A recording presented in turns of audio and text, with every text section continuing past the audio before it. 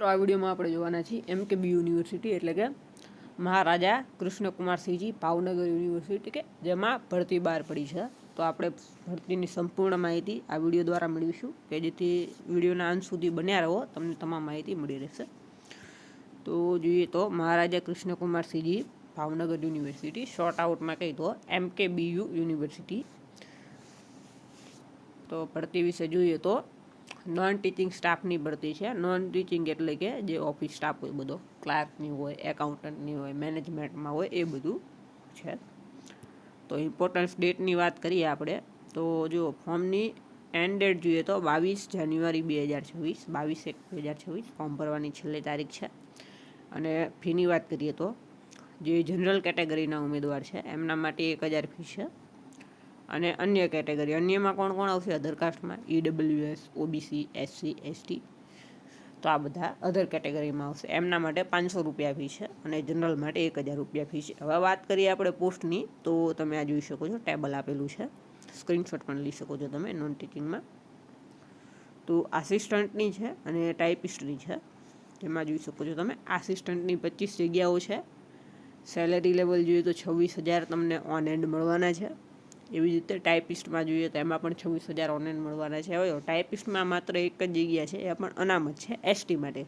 એટલે ટાઈપિસ્ટમાં કોઈએ ફોર્મ ભરવું હોય તો જો તમે ST કેટેગરીના હોય તો જ ફોર્મ ભરવું, અન્યથા ફોર્મ ભરવું નહીં, કેમ કે ચાન્સ લાગશે નહીં, અનામત છે એટલે. બીજી જોઈએ આસિસ્ટન્ટની. તો આસિસ્ટન્ટમાં 25 જગ્યા છે. જેમાં તમે જોઈ શકો છો કે 10 જનરલની છે, 2 EWSની છે, 4 SCBCની છે, SC માટે 1 છે અને ST માટે 2 છે.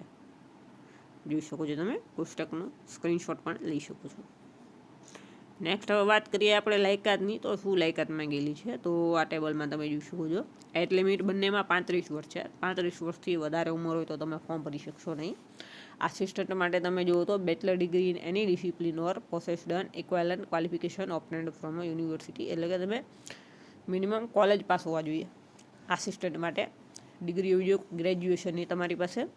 પછી બીજું જોઈએ તો computer typing speed 40 and 50 word છે. એટલે કે જો તમે મોટા ભાગે આપણે બધા ઇંગ્લિશ ટાઈપિંગ જ કરવાના છે, કોઈ ગુજરાતી ટાઈપિંગ કે હિન્દી ટાઈપિંગ કરવાનું નથી. અને એમાં સ્પીડ પણ ઊંચી જ આવશે.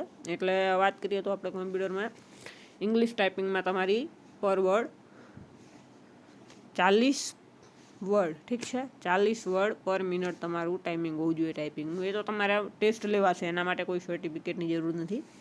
અને બીજું જોઈએ તો કોમ્પ્યુટર માટે CCCનું સર્ટિફિકેટ માંગેલું છે, તો તમારી પાસે આનું સર્ટિફિકેટ હોવું જોઈએ.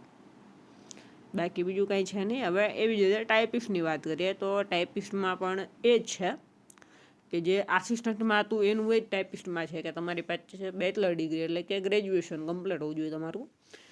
અને કોમ્પ્યુટર ટાઈપિંગ સ્પીડ જોઈએ તો એ પણ 40 વર્ડ પર મિનિટ હોવી જોઈએ. CCCનું સર્ટિફિકેટ હોવું જોઈએ. બાકી શું છે કે તમને ગુજરાતી, હિન્દી અને ઇંગ્લિશ ત્રણેય ભાષાનું જ્ઞાન હોવું જરૂરી છે.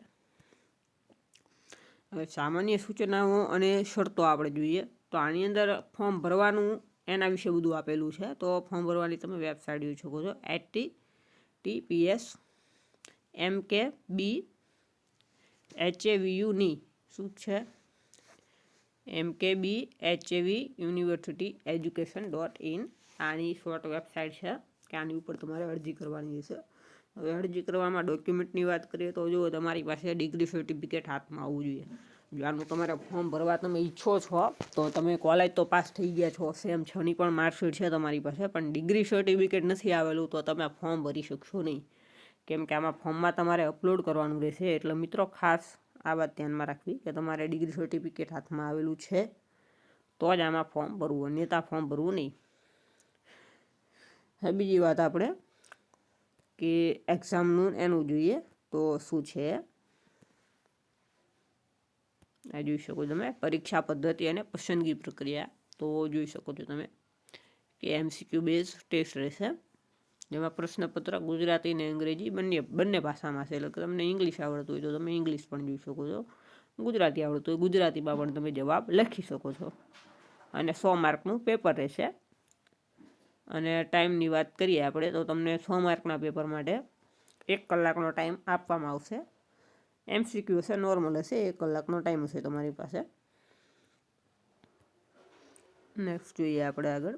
તો જો હવે જે એજ લિમિટ છે એમાં જે છૂટછાટ આપવામાં આવે છે એની આપણે વાત કરીએ કે ઉંમરમાં આપણે જોઈએ ને હાઈએસ્ટ કે ઉંમર છેલ્લી 35 વર્ષ હતી. હવે 35 વર્ષથી અનામત કેટલાને મળે, ઉંમરમાં કેટલાને છૂટછાટ મળશે?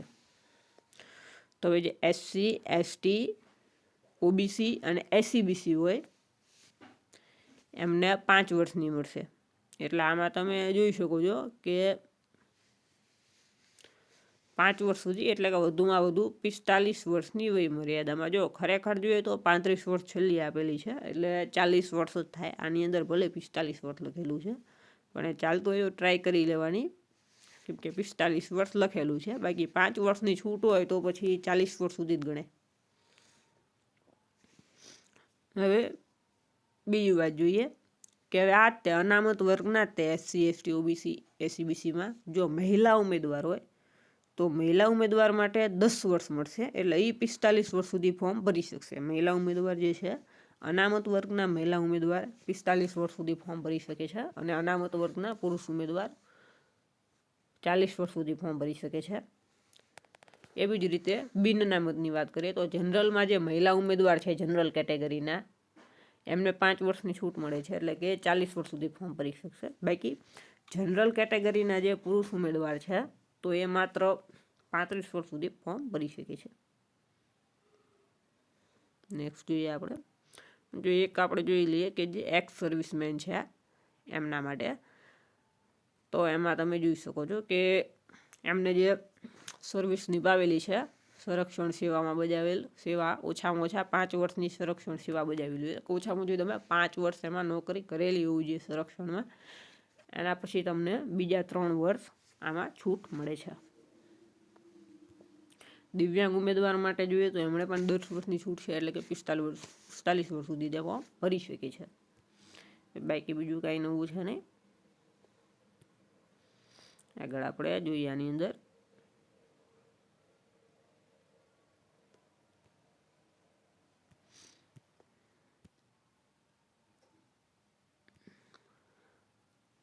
નીચે દર્શાવ્યા મુજબની અરજીઓ રદ કરવામાં આવશે.